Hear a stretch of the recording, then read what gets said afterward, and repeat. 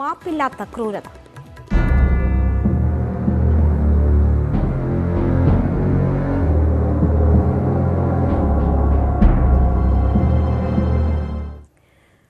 തൊടുപുഴയിൽ രണ്ടാനച്ഛന്റെ ക്രൂരമർദ്ദനത്തിനിരയായ 7 വയസ്സുകാരന്റെ നില അതീവ ഗുരുതരമെന്ന് ഡോക്ടർമാർ. മരുന്നുകളോട് പ്രതികരിക്കുന്നില്ല. പോലീസ് കസ്റ്റഡിയിലെടുത്ത രണ്ടാനച്ഛൻ അരുൺ ആനന്ദിന്റെ അറസ്റ്റ് രേഖപ്പെടുത്തി. കുട്ടികളുടെ സുരക്ഷയും ചികിത്സയും സർക്കാർ ഏറ്റെടുത്തതായി ആരോഗ്യമന്ത്രി അറിയിച്ചു. സംഭവത്തിൽ മുഖ്യമന്ത്രി റിപ്പോർട്ട് തേടി. രണ്ടാനച്ഛൻ മുൻപും കുട്ടികളെ മർദ്ദിച്ചിരുന്നതായി അമ്മ മൊഴി നൽകി. ചികിത്സ ആരംഭിച്ച് 24 മണിക്കൂർ പിന്നിട്ടിട്ടും ആശാവഹമായ പുരോഗതി കുട്ടിയുടെ ശാരീരികാവസ്ഥയിലില്ല. തലയോട് പൊട്ടിയിട്ടുണ്ട്. ശ്വാസകോശം തകർന്ന നിലയിലാണ്. ശരീരമാസകലം ചതവുകളുണ്ട്. വെന്റിലേറ്റർ സഹായത്തോടെയാണ് ശ്വസനം. പൂർണ്ണമായും വെന്റിലേറ്റർ സപ്പോർട്ടിലൂടെയാണ് കുട്ടിയുടെ ജീവൻ നിലനിർത്തിയിരിക്കുന്നത്. ശരീരത്തിന്റെ മറ്റു ഭാഗങ്ങളിലും പരിക്കുണ്ട്. ശ്വാസകോശത്തിൽ എയർ ലീക്ക് ഉണ്ടായിട്ടുണ്ട്. വയറിനുള്ളിൽ എയർ ലീക്ക് ഉണ്ടായിട്ടുണ്ട്. ശരീരമാസകലം ചതവുകളും. യാതൊരു റെസ്പോൺസും കുട്ടിയുടെ കൈകാലിൽ അനക്കുകയോ ബാക്കിയുള്ള റെസ്പോൺസോ ഒന്നുമില്ല. സ്വന്തമായി ശ്വാസം എടുക്കാനുള്ള ശ്രമങ്ങളോ ഒന്നും കാണിക്കുന്നില്ല. നമുക്ക് എന്തായാലും 48 മണിക്കൂർ പൂർണ്ണമായിട്ട് വെന്റിലേറ്ററിൽ ഒബ്സർവ് ചെയ്യണം. എന്തെങ്കിലും ചേഞ്ചസ് വരുന്നുണ്ടോ എന്നറിയാൻ. രണ്ടാനച്ഛൻ മുൻപും കുട്ടികളെ മർദ്ദിച്ചിരുന്നതായി അമ്മ പോലീസിന് മൊഴി നൽകി. ഇളയ കുട്ടി കിടക്കയിൽ മൂത്രമൊഴിച്ചതിന്റെ ദേഷ്യത്തിൽ ഉറങ്ങിക്കിടന്ന കുട്ടിയെ ചവിട്ടിയ ശേഷം ഭിത്തിയിലേക്ക് വലിച്ചെറിയുകയായിരുന്നു. കുട്ടി ബെഡിൽ യൂറിനേറ്റ് ചെയ്തതായിട്ട് കണ്ടു. അപ്പോൾ ആ കുട്ടിയെ സമയാസമയങ്ങളിൽ ബാത്റൂമിൽ കൊണ്ടുപോകേണ്ട ഉത്തരവാദിത്വം ഇയാൾ ഈ മൂത്ത കുട്ടിയാണ് ഏൽപ്പിച്ചിട്ടുള്ളത്. ഈ പരിക്ക് പറ്റിയ കുട്ടിയെ അത് ചെയ്യാത്തതിനെ പറ്റിയിട്ടുള്ള പ്രഭാവത്തിലാണ് ആദ്യം ചവിട്ടിയത്. ഫോറൻസിക് സംഘം കുട്ടിയെ മർദ്ദിച്ച വീട്ടിലെത്തി തെളിവെടുത്തു. കുട്ടികളുടെ സുരക്ഷയും ചികിത്സയും സർക്കാർ ഏറ്റെടുക്കുമെന്ന് ആരോഗ്യമന്ത്രി കെ ശൈലജ പറഞ്ഞു. പ്രതിക്ക് പരമാവധി ശിക്ഷയ്ക്കുള്ള നടപടികൾ സ്വീകരിക്കും. വളരെ ക്രൂരമായിട്ടുള്ള ഒരു അവസ്ഥയാണ് ഉണ്ടായിട്ടുള്ളത്. കുട്ടികൾക്കെതിരെയുള്ള ഇത്തരത്തിലുള്ള ആക്രമണവും വെച്ചു പൊറുപ്പിക്കാൻ സാധിക്കില്ല. സംഭവത്തിൽ അടിയന്തരമായി റിപ്പോർട്ട് സമർപ്പിക്കാൻ ഇടുക്കി ജില്ലാ അധികാരികളോട് മുഖ്യമന്ത്രി പിണറായി വിജയൻ ആവശ്യപ്പെട്ടു. അരുൺ ആനന്ദിനെതിരെ കൊലക്കുറ്റമടക്കമുള്ള വകുപ്പുകളാണ് ചേർത്തിരിക്കുന്നത്. കോടാലി, മദ്യം തുടങ്ങിയവയും ഇയാളുടെ വാഹനത്തിൽ നിന്നും പോലീസ് കണ്ടെത്തി. ബാലാവകാശ കമ്മീഷനും കേസെടുത്തു. MS Aneesh Kumar, news 18 Idukki.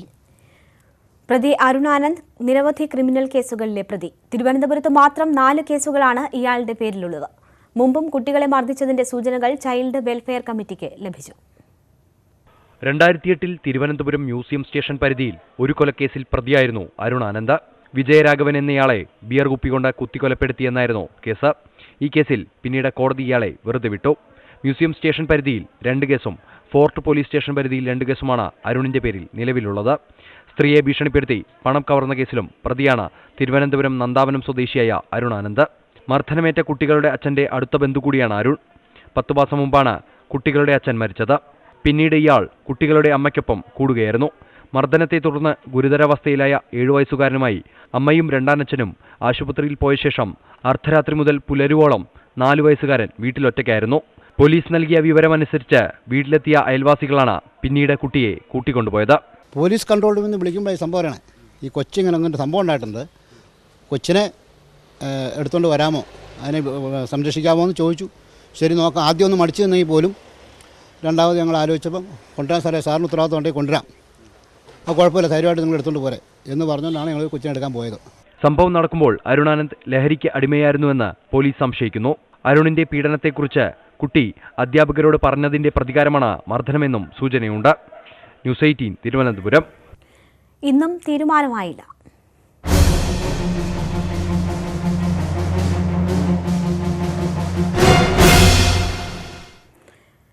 ദക്ഷിണേന്ത്യയിൽ നിന്ന് മത്സരിക്കണമെന്ന നേതാക്കളുടെ ആവശ്യത്തെ ന്യായീകരിച്ച് കോൺഗ്രസ് അധ്യക്ഷൻ രാഹുൽ ഗാന്ധി. ദക്ഷിണേന്ത്യയിൽ നിന്ന് മത്സരിക്കണം എന്നത് ശരിയായ ആവശ്യമെന്ന രാഹുൽ. ആവശ്യത്തിൽ തീരുമാനം ഉടനെടുക്കുമെന്നും രാഹുൽ ഗാന്ധി വ്യക്തമാക്കി. ഒരു ഹിന്ദി ദിനപത്രത്തിന് നൽകിയ അഭിമുഖത്തിലാണ് രാഹുലിന്റെ പ്രതികരണം. ഉണ്ണികൃഷ്ണൻ വിവരങ്ങളുമായി ചേരുന്നു. ഉണ്ണി, വയനാടിന്റെ കാര്യത്തിൽ അനിശ്ചിതത്വം തുടരുമ്പോഴാണ് രാഹുലിന്റെ പ്രതികരണം വരുന്നത്. എന്താണ് ഇതിലൂടെ രാഹുൽ ഉദ്ദേശിക്കുന്നത്?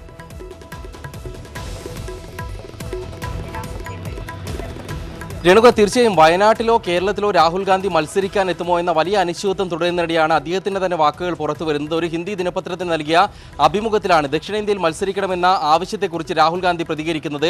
ഈ ആവശ്യം വളരെ ന്യായമായ ആവശ്യമാണ്. ആവശ്യത്തിൽ താൻ തീരുമാനമെടുക്കുമെന്നാണ് അദ്ദേഹം പറയുന്നത്. തീരുമാനമെടുത്തതായോ എന്താണ് തന്റെ തീരുമാനമെന്നോ ഈ അഭിമുഖത്തിൽ പറയുന്നില്ല. പക്ഷേ ആവശ്യത്തെ ന്യായീകരിച്ചുകൊണ്ട് അദ്ദേഹം വ്യക്തമാക്കുന്നത് ദക്ഷിണേന്ത്യയിൽ നിന്ന് മത്സരിക്കണമെന്ന ആവശ്യം ഉയരാൻ തന്നെ കാരണം മോഡിയാണ്. മോഡി ദക്ഷിണേന്ത്യയിലെ സംസ്കാരത്തിനും ഭാഷയ്ക്കുമൊക്കെ ഭീഷണി ഭീഷണി ഉയർത്തുന്നുവെന്ന തോന്നൽ അവിടെയുള്ള ആൾക്കാർക്കുണ്ട്. അതുകൊണ്ടാണ് ഇങ്ങനൊരു ആവശ്യം ഉണ്ടായിരിക്കുന്നത്. ദക്ഷിണേന്ത്യക്കും ഉത്തരേന്ത്യക്കും ഇടയിൽ നേരത്തെ സ്നേഹത്തിന്റെ ഒരു പാതയുണ്ടായിരുന്നു. ആ പാത തകർക്കാനാണ് മോഡി ശ്രമിച്ചിരിക്കുന്നത്. കേരളത്തിലും തമിഴ്നാട്ടിലുമൊക്കെ ധ്രുവീകരണം ഉണ്ടാക്കാനുള്ള ശ്രമങ്ങളാണ് നടന്നിരിക്കുന്നത്. അതുകൊണ്ടാണ് ഇങ്ങനെ ഒരു ആവശ്യം ഉയർന്നിരിക്കുന്നത്. ഈ ആവശ്യത്തിൽ താൻ തീരുമാനമെടുക്കുമെന്നാണ് രാഹുൽ പറയുന്നത്. ഒപ്പം അമേഠി തന്റെ മണ്ഡലമായി തുടരും. അമേഠിയുമായി തനിക്ക് ബന്ധമുണ്ട്, എന്നാൽ അന്ധവിശ്വാസമില്ല. അതുകൊണ്ട് തന്നെ അമേഠിയുമായുള്ള ആ ബന്ധം തുടരുകയും ചെയ്യും. താൻ അമേഠിയിൽ MP ആയി തുടരും, അവിടെ നിന്ന് മത്സരിക്കുമെന്നും അദ്ദേഹം വ്യക്തമാക്കുന്നുണ്ട്. അതായത് രാഹുൽ നൽകുന്ന ഒരു സൂചന, ദക്ഷിണേന്ത്യയിൽ അദ്ദേഹം മത്സരിക്കാനെത്തിയാലും അവിടെ നിന്ന് മത്സരിച്ച് വിജയിച്ചാലും അമേഠിയിലെ MP ആയി തന്നെ തുടരും എന്നുള്ളതാണ്. അങ്ങനെയാണെങ്കിൽ ഒരുപക്ഷെ ദക്ഷിണേന്ത്യയിൽ വിജയിച്ചാൽ ആ മണ്ഡലം ഒഴിയുമെന്നൊരു പരോക്ഷ സൂചന കൂടി രാഹുൽ ഗാന്ധി നൽകുന്നുണ്ട്. അപ്പോഴും അറിയേണ്ടത് അദ്ദേഹം രണ്ടാം മണ്ഡലത്തിൽ മത്സരിക്കാൻ തീരുമാനമെടുക്കുമോ എന്നത് തന്നെയാണ്. രേണുക. എം ഉണ്ണികൃഷ്ണൻ വിവരങ്ങൾ നൽകിയത്. കോൺഗ്രസിന്റെ 17ാം സ്ഥാനാർത്ഥി പട്ടികയിലും വയനാടും വടകരയുമില്ല. പ്രഖ്യാപനം വൈകുന്നതിൽ ആശങ്ക വേണ്ടെന്നും പ്രചാരണത്തിലൂടെ നിലവിലെ സാഹചര്യം മറികടക്കാമെന്നും ഹൈക്കമാൻഡിന്റെ വിലയിരുത്തൽ. രാഹുലിനെ തടയാൻ ഡൽഹിയിൽ ഒരു പാർട്ടി നാടകം കളിക്കുകയാണെന്ന് KPCC അധ്യക്ഷൻ മുല്ലപ്പള്ളി രാമചന്ദ്രൻ കുറ്റപ്പെടുത്തി. രാഹുൽ വയനാട്ടിൽ മത്സരിക്കാതിരിക്കാൻ സമ്മർദ്ദവുമായി ശരത് പവാറിനും ശരത് യാദവിനും പിന്നാലെ DMK നേതാവ് MK സ്റ്റാലിനും രംഗത്തെത്തി. നേതാക്കളുടെയും പ്രവർത്തകരുടെയും കാത്തിരിപ്പ് ഒരാഴ്ചയായിട്ടും രാഹുൽ മൗനം തുടരുകയാണ്. വയനാടും വടകരയുമില്ലാതെയാണ് ഇന്നും സ്ഥാനാർത്ഥി പട്ടികകൾ പുറത്തിറങ്ങിയത്. ശരത് പവാർ, ശരത് യാദവ് എന്നിവർക്കൊപ്പം DMK നേതാവ് MK സ്റ്റാലിനും വയനാട് മത്സരിക്കാതിരിക്കാൻ കോൺഗ്രസ് ഹൈക്കമാൻഡിനുമേൽ സമ്മർദ്ദം ശക്തമാക്കി. പ്രതിപക്ഷ ഐക്യത്തിൽ രാഹുൽ തന്നെ വിള്ളൽ വീഴ്ത്തരുതെന്നാണ് ഇവരുടെ ശക്തമായ നിലപാട്. ഇതോടെ രാഹുൽ ആശയക്കുഴപ്പത്തിലായതാണ് തീരുമാനം വൈകാൻ കാരണം. പ്രഖ്യാപനം വൈകുന്നതിൽ ആശങ്ക വേണ്ടെന്നാണ് ഹൈക്കമാൻഡ് വിലയിരുത്തൽ. There are many seats we haven't announced, and as soon as the announcement ready, we will announce it. Rahul Wayanad വന്നാലും ഇല്ലെങ്കിലും പ്രചാരണത്തിലൂടെ നിലവിലെ പ്രതിസന്ധി മറികടക്കാനാകും. മത്സരിക്കുന്നത് കർണാടകയിലാണെങ്കിൽ രാഹുലിനെ വയനാട് പ്രചരണത്തിനിറക്കുമെന്നും നേതാക്കൾ പറഞ്ഞു. സമ്മർദ്ദത്തിന് രാഹുൽ വഴങ്ങരുതെന്നാണ് ഒരു വിഭാഗം നേതാക്കളുടെ ആവശ്യം. രാഹുലിനെ പിന്തിരിപ്പിക്കാൻ ഇടപെടുന്നത് CPM ആണെന്ന പരോക്ഷ വിമർശനവുമായി മുല്ലപ്പള്ളി രാമചന്ദ്രൻ രംഗത്തെത്തി. രാഹുൽ ഗാന്ധി കേരളത്തിലേക്ക് വരാൻ പാടില്ല എന്ന് ആഗ്രഹിച്ച ചില രാഷ്ട്രീയ പ്രസ്ഥാനമുണ്ട്. ആ പ്രസ്ഥാനത്തെക്കുറിച്ച് ഞാൻ ഇപ്പോൾ പറയുന്നില്ല. ദേശീയ പാർട്ടി പദവി നഷ്ടമാകുമെന്ന ആശങ്കയാണ് CPM-നെന്ന് രമേശ് ചെന്നിത്തല. ദേശീയ പാർട്ടി എന്നുള്ള അംഗീകാരം വരെ CPM-ന് നഷ്ടപ്പെടുന്ന സ്ഥിതിയിലേക്കാണ് കാര്യങ്ങൾ വരുന്നത്. അതിന്റെ പരിഭ്രാന്തി CPM-ന് ബംഗാളിലൊന്നും കിട്ടാൻ പോകുന്നില്ല. അതേസമയം വടകരയിൽ ആശയക്കുഴപ്പമില്ലെന്നും വയനാടിനൊപ്പം പ്രഖ്യാപിക്കാൻ തീരുമാനിച്ചതുകൊണ്ടാണ് കാലതാമസമെന്നുമാണ് വിശദീകരണം. രാഹുൽ സ്ഥാനാർത്ഥിയായാൽ കർണാടകയിലെ ബിദാർ അടക്കമുള്ള മണ്ഡലങ്ങളിലെ വിജയസാധ്യത പരിശോധിക്കാൻ നേതാക്കൾക്ക് ഹൈക്കമാൻഡ് നിർദ്ദേശം നൽകിയതായാണ് സൂചന. M Unnikrishnan, news 18, Delhi. വയനാട്ടിലേക്ക് രാഹുൽ വരില്ലെന്നുറപ്പായതോടെ സീറ്റിന് അവകാശവാദം ഉന്നയിച്ച് കോൺഗ്രസിൽ ഗ്രൂപ്പ് പോര് ശക്തിപ്പെടുന്നു. രാഹുൽ ഇല്ലെങ്കിൽ പകരം സ്ഥാനാർത്ഥിയെ കേന്ദ്ര തെരഞ്ഞെടുപ്പ് കമ്മിറ്റി നിശ്ചയിക്കണമെന്ന് Malappuram DCC president VV Prakash ആവശ്യപ്പെട്ടു. KPCC മുൻപ് പ്രഖ്യാപിച്ച T സിദ്ദീഖിനെതിരെയാണ് I ഗ്രൂപ്പിന്റെ പടയൊരുക്കം. വയനാട്ടിലെ അനിശ്ചിതത്വത്തിൽ ആദ്യം മിതത്വം പാലിച്ച മുസ്ലിം ലീഗും വിമർശനവുമായി രംഗത്തെത്തി. വയനാട്ടിലെ T സിദ്ദീഖിന്റെ സ്ഥാനാർത്ഥിത്വത്തിനെതിരെ I ഗ്രൂപ്പ് ഉയർത്തിയ കലാപം ഉമ്മൻചാണ്ടി കടുത്ത നിലപാടെടുത്തതോടെയാണ് കെട്ടടങ്ങിയത്. രാഹുൽ വരില്ലെന്ന് ഉറപ്പായതോടെ ഇത് വീണ്ടും തലപൊക്കുകയാണ്. രാഹുൽ ഇല്ലെങ്കിൽ T സിദ്ദീഖ് തന്നെ വയനാട്ടിൽ സ്ഥാനാർത്ഥിയാകുമെന്ന് ഉറപ്പില്ലെന്നും AICC പുതിയ സ്ഥാനാർത്ഥിയെ പ്രഖ്യാപിക്കുമെന്നും തുറന്നു പറഞ്ഞ് Malappuram DCC president VV Prakash രംഗത്തെത്തി.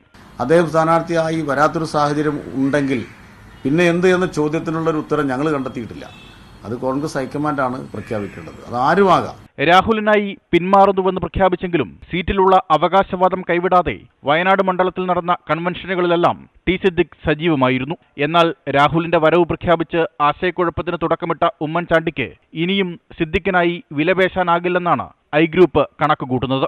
ഇതിനിടെയാണ് അനിശ്ചിതത്വം തുടരുന്നതിൽ ജില്ലാ മുസ്ലിം ലീഗ് കമ്മിറ്റി യോഗം ചേർന്ന് പ്രതിഷേധം അറിയിച്ചത്. ലീഗിന് മാത്രമല്ല, വയനാട് പാർലമെന്റ് മണ്ഡലത്തിലെ എല്ലാ ജനാധിപത്യ വിശ്വാസികൾക്കും അതൃപ്തി ഉണ്ടല്ലോ. സ്ഥാനാർത്ഥി നിർണയം വൈകുന്നതിലുള്ള പ്രതിഷേധം വയനാട്ടിലെ കേരള കോൺഗ്രസ് നേതാക്കളും കോൺഗ്രസ് നേതൃത്വത്തെ അറിയിച്ചിട്ടുണ്ട്. വിവിധ ബ്യൂറോകൾക്കൊപ്പം ന്യൂസ് 18 കോഴിക്കോട്. വയനാട് മണ്ഡലത്തിന്റെ കാര്യത്തിൽ ആശയക്കുഴപ്പമുണ്ടെന്ന് വടകരയിലെ UDF സ്ഥാനാർത്ഥി K മുരളീധരൻ. വടകരയിൽ സ്ഥാനാർത്ഥിയായത് ഉന്നതങ്ങളിൽ നിന്നുള്ള നിർദ്ദേശപ്രകാരമാണ്. സ്ഥാനാർത്ഥി നിർണയം വൈകുന്നതിൽ അതൃപ്തിയില്ല. വടകരയിൽ കൺഫ്യൂഷനില്ലെന്ന് ഹൈക്കമാൻഡ് അറിയിച്ചുവെന്നും K മുരളീധരൻ പറഞ്ഞു. വിനേഷ് കുമാർ തയ്യാറാക്കിയ റിപ്പോർട്ട് കാണാം. കൺഫ്യൂഷൻ എവിടെയാണ് ഉണ്ടായത് ഈ പ്രഖ്യാപനത്തിൽ? കാരണം ഈ കേരള ഘടകത്തിന്റെ ഭാഗത്ത് ഏതെങ്കിലും രീതിയിലുള്ള പാളിച്ചകൾ ഇക്കാര്യത്തിൽ സംഭവിച്ചിട്ടുണ്ട്? ഇവിടെ ആർക്കും പാളിച്ചകളൊന്നും ഉണ്ടായിട്ടില്ല. ഞാൻ പറഞ്ഞില്ല, ഒരു ദേശീയ നേതാവ് മത്സരിക്കാൻ ഒരു നിയോജകമണ്ഡലത്തിൽ മത്സരിക്കുന്നുണ്ട്. അദ്ദേഹത്തിൻ്റെ സ്ഥിരം നിയോജകമണ്ഡലമാണ്. പക്ഷേ പല സന്ദർഭങ്ങളിലും ദേശീയ നേതാക്കന്മാർ ഒന്നിൽ കൂടുതൽ നിയോജകമണ്ഡലങ്ങളിൽ മത്സരിക്കാറുണ്ട്. ഇന്ദിരാഗാന്ധി മത്സരിച്ചിട്ടുണ്ട്. കേരളത്തിൽ ലീഡർ ശ്രീ കെ കരുണാകരൻ മത്സരിച്ചിട്ടുണ്ട്. അതുപോലെ തന്നെ അഡ്വാനി, വാജ്പേയി, കഴിഞ്ഞ തെരഞ്ഞെടുപ്പിൽ നരേന്ദ്രമോദി, അങ്ങനെ എത്ര പേര് രണ്ടിടത്ത് മത്സരിക്കുന്നു. ഇതെന്തോ ഒരു ആദ്യത്തെ കണ്ടുപിടുത്തം പോലെ ചിലരുടെ ഗവേഷണം. ഇവിടെ അതിൻ്റെ ഒരു പ്രശ്നമേ ഉത്ഭവിക്കുന്നില്ല. ഒരു സൗത്ത് ഇന്ത്യൻ സ്റ്റേറ്റ് തിരഞ്ഞെടുക്കണം എന്ന് അദ്ദേഹം തീരുമാനിച്ചപ്പോൾ ഏത് വേണമെന്നുള്ളതിനെക്കുറിച്ചിട്ടുള്ള ചർച്ചയിലാണ്. അതേസമയം വയനാട്ടിലെ സ്ഥാനാർത്ഥി നിർണയം കോൺഗ്രസിന്റെ ആഭ്യന്തര കാര്യമാണെന്നും അതിൽ CPM ഇടപെട്ടിട്ടില്ലെന്നും LDF convener A. Vijayaraghavan പറഞ്ഞു. പ്രശ്നം സങ്കീർണമാക്കിയത് കോൺഗ്രസ് തന്നെയാണ്. കോൺഗ്രസ് സ്ഥാനാർത്ഥി നിർണയത്തെ CPM സ്വാധീനിച്ചു എന്ന് പറയുന്നത് അവരുടെ ബലഹീനതയാണെന്നും വിജയരാഘവൻ ന്യൂസ് 18നോട് പ്രതികരിച്ചു. കോൺഗ്രസിൽ ഈ സ്ഥാനാർത്ഥി നിർണയവുമായും ആ മുന്നണിക്കകത്തുണ്ടായ UDF-നകത്തുണ്ടായ പ്രശ്നങ്ങളുമായി ബന്ധപ്പെടുത്തി രൂപപ്പെട്ട ഒരു മരവിപ്പിനെ അതിജീവിക്കുന്നതിന് വേണ്ടി ഒരു താൽക്കാലിക പ്രചരണം എന്നുള്ള നിലയിലുള്ള പ്രസ്താവനകളാണോ ഉമ്മൻചാണ്ടി ഉൾപ്പെടെയുള്ളവർ നടത്തിയത് എന്ന് ഇപ്പോൾ നമ്മൾ സംശയിക്കേണ്ടതായിട്ടുണ്ട്. ഏതായാലും ഇത് കോൺഗ്രസിന്റെ മാത്രം പ്രശ്നമാണ്. അവരെ ആലോചിക്കേണ്ട ഒരു പ്രശ്നം ഇന്നത്തെ കാര്യത്തിൽ BJP തോൽപ്പിക്കുന്നതിനാണ് ഏറ്റവും പ്രാധാന്യം നൽകേണ്ടത്. അല്ലാതെ രാഹുൽ ഗാന്ധി എവിടെ മത്സരിക്കുന്നു എന്നതല്ല. വെന്തുരുകി കേരളം.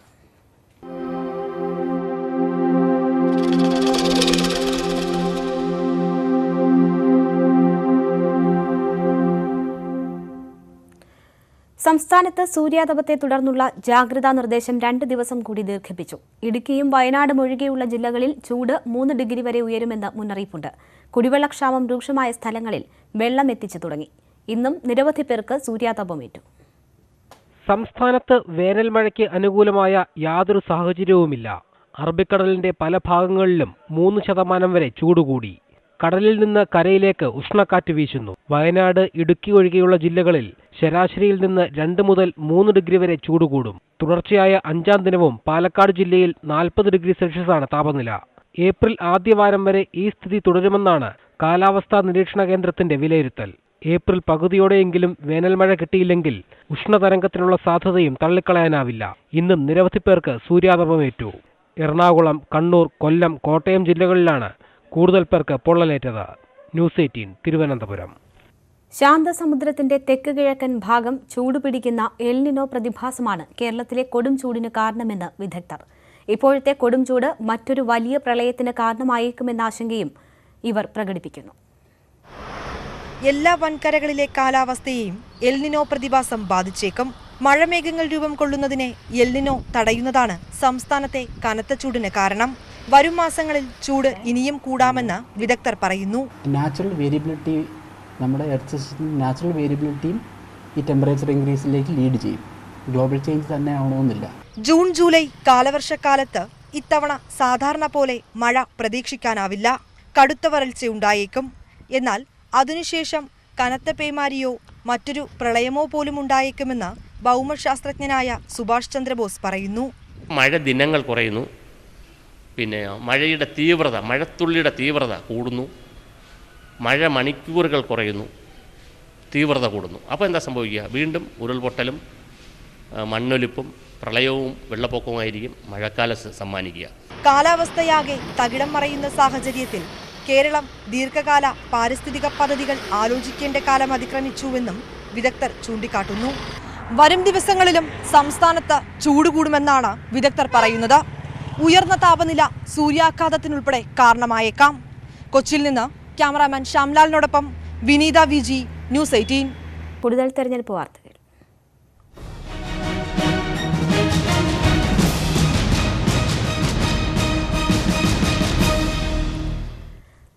ചൌക്കിദാർ മുദ്രാവാക്യം ആവർത്തിച്ച് പ്രധാനമന്ത്രിയുടെ തെരഞ്ഞെടുപ്പ് പ്രചാരണം തുടരുന്നു. ബഹിരാകാശത്തും കാവൽക്കാരായി മാറാൻ ഇന്ത്യക്ക് സാധിച്ചെന്ന് പ്രധാനമന്ത്രി പറഞ്ഞു. യഥാർത്ഥ കാവൽക്കാർ കള്ളന്മാരല്ലെന്ന് ഹരിയാനയിലെ റാലിയിൽ രാഹുൽ ഗാന്ധി തിരിച്ചടിച്ചു. ലോകം ചുറ്റുന്ന പ്രധാനമന്ത്രി വാരണാസിയിൽ വരാൻ സമയം കണ്ടെത്തണമെന്ന് പ്രിയങ്ക ഗാന്ധി ആവശ്യപ്പെട്ടു. ചൌക്കിദാർ മുദ്രാവാക്യം ആവർത്തിച്ചുകൊണ്ടാണ് പ്രധാനമന്ത്രിയുടെ 2ാം ദിന പ്രചാരണം. ബഹിരാകാശത്തും കാവൽക്കാരായി മാറാൻ ഇന്ത്യക്ക് സാധിച്ചു. സർക്കാർ എല്ലാ മേഖലയിലും വികസനം എത്തിച്ചു. പ്രതിപക്ഷം സൈന്യത്തെയും ശാസ്ത്രജ്ഞരെയും അപമാനിക്കുകയാണെന്നും ഒഡീഷയിലെ തെരഞ്ഞെടുപ്പ് റാലിയിൽ പ്രധാനമന്ത്രി കുറ്റപ്പെടുത്തി. भारत के सामर्थ्य से परिचित कराया है. भारत अब अंतरिक्ष में भी चौकीदारी करने में सक्षम है. പ്രധാനമന്ത്രി യഥാർത്ഥ കാവൽക്കാരുടെ ആത്മാർത്ഥതയെ കളങ്കപ്പെടുത്തുകയാണെന്ന് രാഹുൽ ഗാന്ധി കുറ്റപ്പെടുത്തി. अब कहते हैं हम सब चौकीदार. नरेंद्र मोदी जी हिंदुस्तान के चौकीदार ईमानदार हैं. हम सब चौकीदार नहीं हैं. ലോകം ചുറ്റുന്ന പ്രധാനമന്ത്രി വാരണാസിയിലെത്താൻ സമയം കണ്ടെത്തണമെന്ന് പ്രിയങ്ക ഗാന്ധി ആവശ്യപ്പെട്ടു.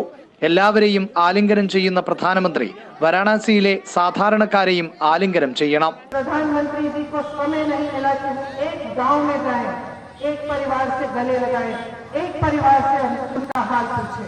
ഫൈസാബാദിൽ നിന്നും അയോധ്യയിലേക്ക് പ്രിയങ്ക ഗാന്ധിയുടെ റോഡ് ഷോ തുടരുകയാണ്. പ്രിയങ്ക വൈകിട്ട് അയോധ്യയിലെ ഹനുമാൻഗരി ക്ഷേത്രത്തിൽ ദർശനം നടത്തും. ന്യൂസ് 18 ഡൽഹി. സംസ്ഥാനത്ത് ഇന്ന് 15 സ്ഥാനാർത്ഥികൾ നാമനിർദ്ദേശ പത്രിക സമർപ്പിച്ചു. P K Kunhalikutty, E T Muhammad Basheer, Thomas Chazhikadan, Veena George, Kummanam Rajasekharan എന്നിവർ ഇന്ന് പത്രിക നൽകിയവരിൽ പെടുന്നു. ഇതോടെ ആകെ നാമനിർദ്ദേശ പത്രികകളുടെ എണ്ണം 23ആയി.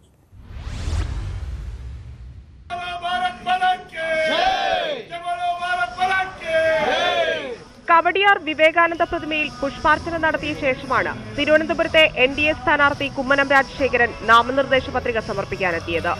ഹരിവരാസനം രചിച്ച പുറക്കാട് കോന്നകത്ത് ജാനകിയമ്മയുടെ മകൾ ബാലാമണിയമ്മയാണ് കെട്ടിവെക്കാനുള്ള തുക നൽകിയത്. തിരുവനന്തപുരത്ത് NDAക്ക് അനുകൂല സാഹചര്യമെന്ന് കുമ്മനം. ഈ തെരഞ്ഞെടുപ്പിൽ വിജയിക്കുക എന്നുള്ളത് തന്നെയാണ്. വിജയിക്കും എന്നുള്ള കാര്യത്തിൽ എനിക്ക് 100% ആത്മവിശ്വാസമുണ്ട്. പത്തനംതിട്ടയിൽ LDF സ്ഥാനാർത്ഥി വീണ ജോർജ് നാമനിർദ്ദേശ പത്രിക സമർപ്പിച്ചു. 3 UDF സ്ഥാനാർത്ഥികളാണ് ഇന്ന് പത്രിക സമർപ്പിച്ചത്. P K Kunhalikutty, E T Muhammad Basheer, Thomas Chazhikadan എന്നിവർ. പാണക്കാട് ഹൈദരലി ശിഹാബ് തങ്ങളുമായി കൂടിക്കാഴ്ച നടത്തിയ ശേഷമാണ് ലീഗ് സ്ഥാനാർത്ഥികൾ പത്രിക നൽകാനെത്തിയത്. മലപ്പുറത്ത് മികച്ച വിജയം നേടുമെന്നും വയനാട്ടിലെ സ്ഥാനാർത്ഥിത്വം കോൺഗ്രസിന്റെ ആഭ്യന്തര കാര്യമാണെന്നും കുഞ്ഞാലിക്കുട്ടി. വയനാട് സ്ഥാനാർത്ഥി വന്നിട്ടില്ല എന്നുള്ളത് ശരിയാണ്. പക്ഷേ UDFന്റെ നല്ല പ്രചരണം നടക്കുന്നത്, ചിട്ടായ പ്രവർത്തനം നടക്കുന്നുണ്ട്. ന്യൂസ് 18 തിരുവനന്തപുരം, മലപ്പുറം. പത്തനംതിട്ടയിൽ NDA സ്ഥാനാർത്ഥി കെ സുരേന്ദ്രനെ പിന്തുണയ്ക്കുമെന്ന് PC ജോർജ് MLA. ശബരിമല പ്രക്ഷോഭ നേതാവ് എന്ന നിലയിൽ സുരേന്ദ്രൻ വിജയിക്കുമെന്ന് ജോർജ് പറഞ്ഞു. NDA സഖ്യകക്ഷിയാകാനുള്ള നീക്കത്തിലാണ് PC ജോർജ്.